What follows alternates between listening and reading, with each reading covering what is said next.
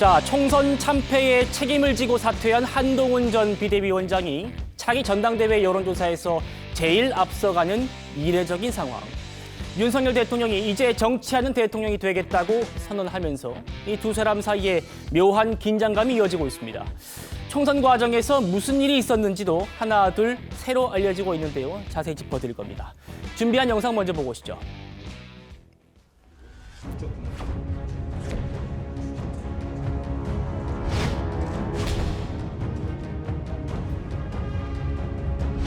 한동훈 위원장이 당연히 비대위원들하고 함께 가서 이제 만남 자리를 하는 게 당연한 건데 좀 의아하게 생각합니다.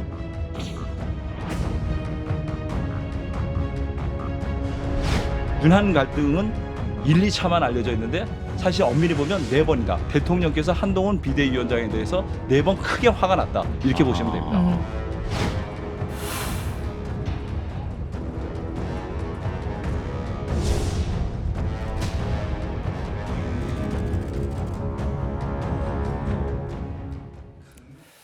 오늘 처음 살펴볼 곳은요. 어제 대통령과 국민의힘 낙선자들의 오찬 간담회장입니다.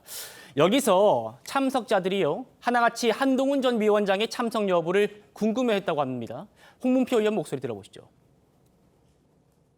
오늘 같은 날 여기 윤재옥 원내대표 오셨는데 이런 자리에 와서 좀 더 안타까운 얘기도 하고 정담도 나누고 그렇게 했으면 좋았을 텐데 뭐 언론에 보니까 뭐 가까운 비상대책 위원들하고만 식사를 했다는데 밥 먹는 사람들도 가려서 먹냐. 네. 오늘 좀 왔으면 좋았을 텐데 아쉬운 얘기를 내가 했죠. 근데 대통령이 그래서 한 전 위원장에게 한 두세 번 연락을 했었는데 뭐 아직까지 특별하게 뭐 약속을 잡지는 못했다라는 취지의 얘기를 했다고. 대통령은 그때 즉답을 안 하셨고 나중에 이제 뭐 딴 얘기 끝에 옆에서 초청이 안 된 거냐 된 거냐 뭐 이렇게 이제 묻다 보니까 그 연락이 안 됐다 그렇게 얘기를 하신 것 같아요.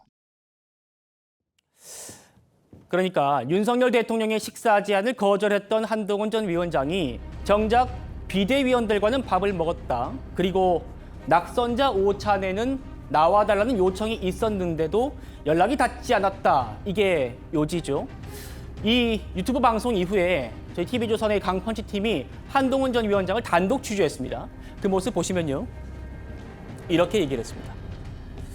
총선 후에 대통령께서 전화하신 적이 없습니다. 저도 확인한 한동훈 전 비대위원장의 입장인데요. 홍문표 의원을 비롯해서 그 대통령과 헤드 테이블에 앉았던 의원들이 한동훈 위원장은 왜 안 옵니까 하니까 대통령이 두세 차례 한동훈 위원장에게 오라고 연락을 했는데 한동훈 위원장이 닿지 않았다. 이렇게 얘기를 하니까 한동훈 위원장이 저희 취재진에게 총선 후에 대통령께서 전화하신 적이 없습니다. 라고 얘기를 하고 있습니다. 홍준석 대변인님. 네. 그러니까요. 일단 홍문표 의원 말씀도 좀 애매하긴 했습니다. 대통령이 직접 한동훈 위원장한테 전화를 걸었는데 한동훈 위원장이 거절했다든지 뭐 이런 내용은 아니었고요. 좀 명확치 않은 부분이 있는데 한동훈 위원장은 총선 이후에 대통령의 연락을 받은 적이 없다. 이렇게 지금 선을 긋고 있습니다. 그러니까 지금 아까 문면으로 봤을 때는 그 대통령께서 직접 한동훈 위원장한테 전화하셨다는 그런 말씀 아니었던 걸로 이해를 했고요. 예. 실제로 뭐 어떤 대통령 행사인데 대통령께서 직접 전화해서 와달라 이렇게 얘기하는 그런 그 사례는 없지 않습니까? 그러니까 한동훈 위원장이 대통령께 이제 전화 받지 못했다라는 거하고 연락을 했는데 닿지 않았다라는 얘기가 뭐 서로 상충되는 모순되는 얘기는 아닌 것 같고요.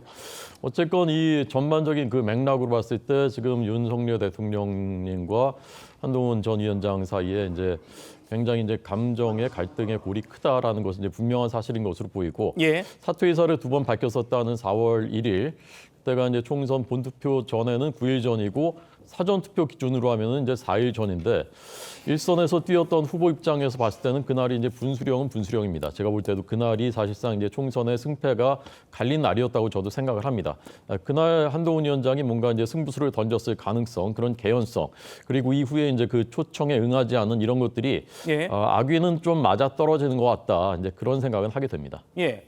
송영훈 변호사님. 그러니까 지금 연일 한동훈 위원장이 왜 대통령의 그런 뭐 만남 요청에 대해서 응하지 않고 연락도 받지 않았느냐, 이게 며칠 동안의 이슈였어요. 여기에 대해서 지금 한동훈 위원장이 확실하게 저희 취재진에게, 그리고 저한테도 제가 확인을 했습니다. 한동훈 위원장은 대통령의 총선 이후에 대통령의 그런 직접 전화를 받은 적이 없다라고 얘기는 하고 있습니다. 어떻게 바라보셨습니까?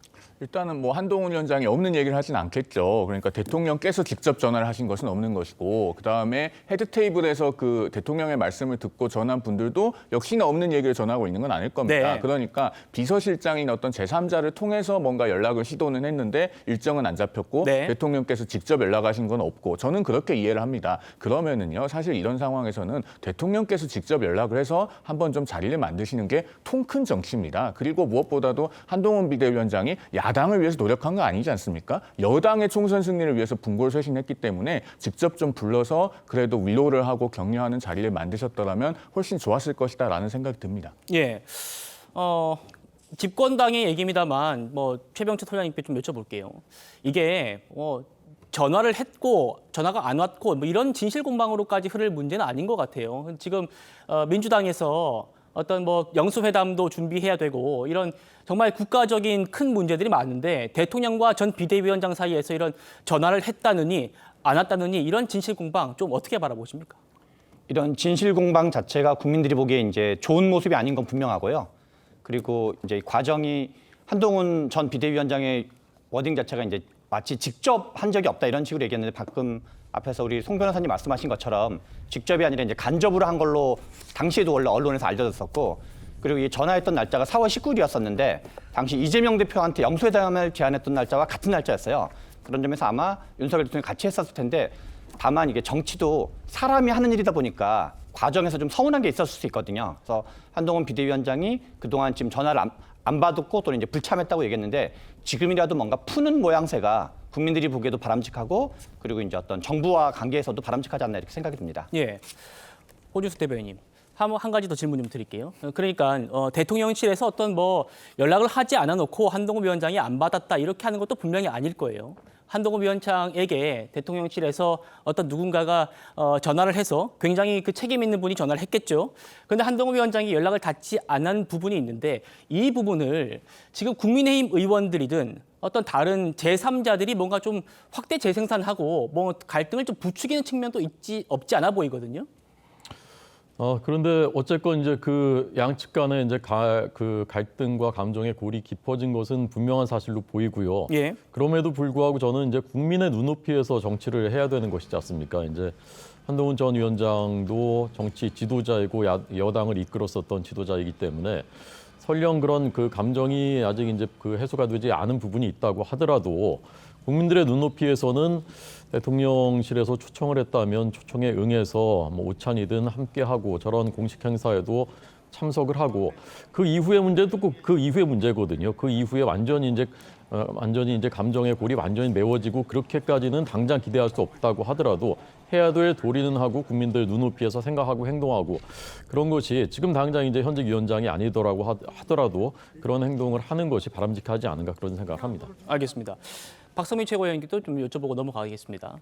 한동훈 위원장 입장에서는 지금 이런 뭐 보도들, 낙선자들과 대통령 만남 이후에 어떤 뭐 본인이 왔으면 했는데 왜 안 왔느냐라는 얘기가 있었고, 거기에 대해서 대통령이 뭔가 직접 전화를 했는데도 한동훈 위원장이 받지 않았다는 그런 취지의 보도들이 나오니까 좀 섭섭했던 그 모양이에요. 어떻게 좀 바라보셨습니까? 지금 섭섭한 게 이제 한두 가지가 아니겠죠. 일단은 총선 패배 이후에 용산 대통령실에서는 이른바 한동훈 책임론이 불거졌다고 하고, 그 이후에도 한동훈 위원장과의 뭔가 직접적인 소통을 통해서 그간 묵었던 감정들을 풀기보다는 사실상 한동훈 전 비대위원장을 나서서 굉장히 강하게 공격하고 있는 홍준표 대구시장을 따로 부르셔서 독대하면서 만찬을 하시지 않았습니까? 예. 그 뒤에도 한동훈 전 비대위원장을 향한 홍준표 시장의 공격은 계속됐던 것이고, 사실상 한동훈 비대위원장 입장에서는 총선을 열심히 치렀는데도 불구하고 이제 배신자 프레임이라든지 뭐 폐쇄자라는 말까지 들어가면서 사실상 대통령도 이에 동조하는 것 아니냐라는 생각을 하셨을 것 같아요.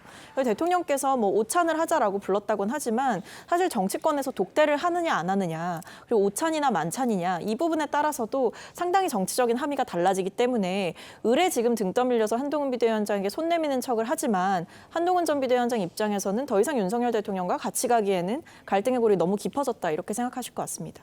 예.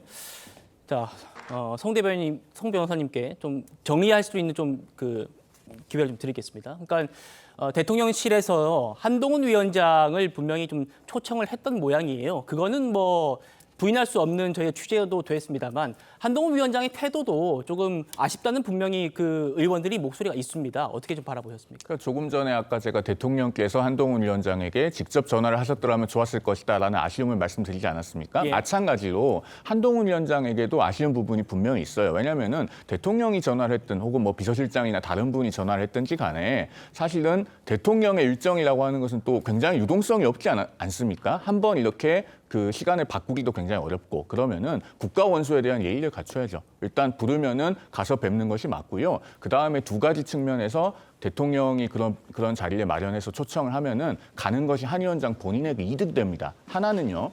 만약에 본인이 말하는 것처럼 정말 이렇게 건강적으로 많이 소진된 상태면은 그런 것을 대통령께도 보여드리고 국민들께도 가시적으로 보여드려야 돼요. 보여드림으로써 정치적으로 본인이 얻는 게 있습니다. 그다음에 또 한 가지는요. 혹시 만약에 차별화를 생각하고 있다면 차별화는 그렇게 식사를 안 하는 것으로 차별화가 되지 않습니다. 예. 만약에 그런 걸 생각하고 있으면 그런 건 정책이나 노선으로 해야 될 거고요. 예. 과거에 뭐 박근혜 전 대통령이 이명박 정부 때 세종시 원안 고수 같은 거 있지 않았습니까? 예. 그런 걸로 해야지 밥 안 먹는 걸로 차별화하는 거 아니라는 말씀 드리고 싶습니다.